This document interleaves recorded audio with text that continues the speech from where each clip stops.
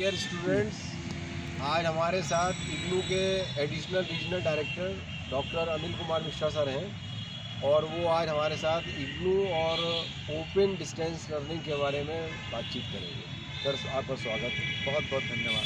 Sir, सबसे पहला प्रश्न हमारा आपसे ये है कि आपका इग्नू में लंबा अनुभव है, तो ये दूरस्थ शिक्षा है क्या? दूरस्थ शिक्षा, जैसे हम अगर शुरुआत से चलें तो पहले हमारे देश में एक ही पद्धति थी, कन्वेंशनल एजुकेशन, परंपरागत शिक्षा। लेकिन वो ऐसी शिक्षा थी कि जिसमें विद्यार्थियों को रेगुलर क्लासेज में जाना पड़ता था, क्लासेज अटेंड करनी थी, वो सारी फॉर्मेलिटी करनी पड़ती। लेकिन उससे समाज के सभी वर्गों को शिक्षित नहीं किया जा रहा पाया जा रहा था, क्योंकि कई सारे ऐसे लोग होते हैं जो नौकरी करते रहते हैं, ग्रामीण क्षेत्रों में खेती करते हैं।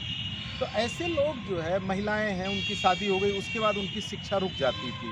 तो इन सब को देखते हुए एक परिकल्पना हुई कि कोई ऐसी मेथोडोलॉजी का आविष्कार किया जाए जिससे कि समाज के सभी वर्गों तक शिक्षा पहुंचाई जा सके। तो यही शिक्षा दूरस्थ शिक्षा है। जैसे एक मैं उदाहरण लेना चाहूँगा, अब जैसे जेल में जो बंदी बंद हैं, उनको किस माध्यम से आप शिक्षा दे सकते हैं? दूरस्थ शिक्षा ये, क्योंकि जेल से बाहर वो आ नहीं सकते हैं। ऐसे बहुत सारे वर्ग हैं, जैसे बुनकर समाज के लोग हैं। तो उन सबको ध्यान में रखते हुए हमारे देश में बहुत ही पहले 1962 में दिल्ली यूनिवर्सिटी में करस्पॉन्डेंस एजुकेशन शुरू की गई थी। उसके बाद फिर वो पंजाब यूनिवर्सिटी, हमारे पास के इलाहाबाद यूनिवर्सिटी, इन सब जगह करस्पॉन्डेंस एजुकेशन शुरू की गई। उसमें बहुत सारे विद्यार्थी पार्टिसिपेट करते थे।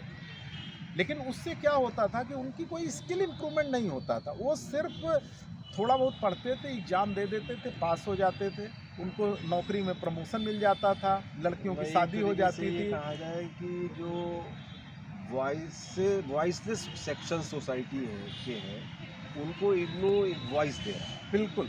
और जो ये करस्पॉन्डेंस कोर्स से ये इस तरह से डिफरेंट है कि इसको इंस्टीट्यूशनलाइज कर दिया है बिल्कुल इससे और एक फॉर्मल शेप दे दी है इग्नू ने। मैं सही कह रहा हूँ सर? एकदम सही कह रहे हैं आप। तो उसके बाद अगला स्टेप हुआ कि फिर जो है पहली state open university Andhra Pradesh में खुली, आंध्र प्रदेश ओपन यूनिवर्सिटी, जिसको बाद में डॉक्टर बी.आर. अम्बेडकर यूनिवर्सिटी। फिर 1985 में इग्नू की स्थापना हुई। तब से ये सिलसिला चलता जा रहा है और बहुत सारे लोग इसका लाभ उठा रहे हैं। हर साल लगभग 13 लाख स्टूडेंट प्रवेश लेते हैं। अच्छा, एक हमारे सर मन में क्यूरियोसिटी और है कि इग्नू में मेन प्रोग्राम्स कौन से चलते हैं जिससे विद्यार्थियों के लिए, रायबरेली के विद्यार्थियों के लिए जो हेल्पफुल हो? इग्नू के जो मेन प्रोग्राम से, जैसे हमारे यहाँ पीएचडी प्रोग्राम चलता है, मास्टर्स डिग्री है, बैचलर्स डिग्री है, पीजी डिप्लोमा सर्टिफिकेट प्रोग्राम्स है। ठीक है, अभी मास्टर्स डिग्री में कई बड़े यूनिक टाइप के प्रोग्राम इग्नू ने शुरू किए, जैसे एमए ज्योतिष है, एमए संस्कृत है, एमए वैदिक स्टडीज़ है, MA journalism and mass communication है, जो बिल्कुल नए फॉर्म में है।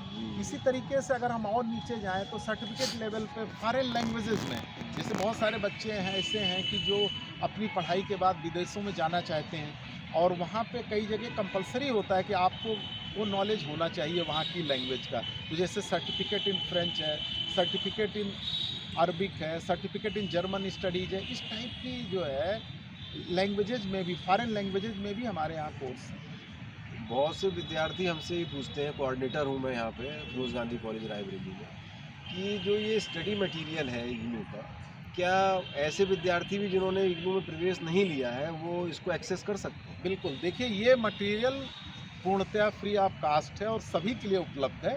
हमारी वेबसाइट पे ई ज्ञान कोश का लिंक है, उस पर रजिस्टर करके वो मटेरियल को डाउनलोड कर सकते हैं। अगर वो नहीं जाना चाहते वेबसाइट पे तो प्ले स्टोर से इग्नू ई कंटेंट का ऐप है, उसको भी डाउनलोड करके उसके माध्यम से भी सेल्फ इंस्ट्रक्शनल मटेरियल को डाउनलोड कर सकते हैं। कोई शुल्क नहीं है और सबको, जो हमारे विद्यार्थी नहीं भी हैं, उन्हें भी इसे ज़रूर डाउनलोड करना चाहिए। Thank you sir, thank you for visiting. नमस्कार।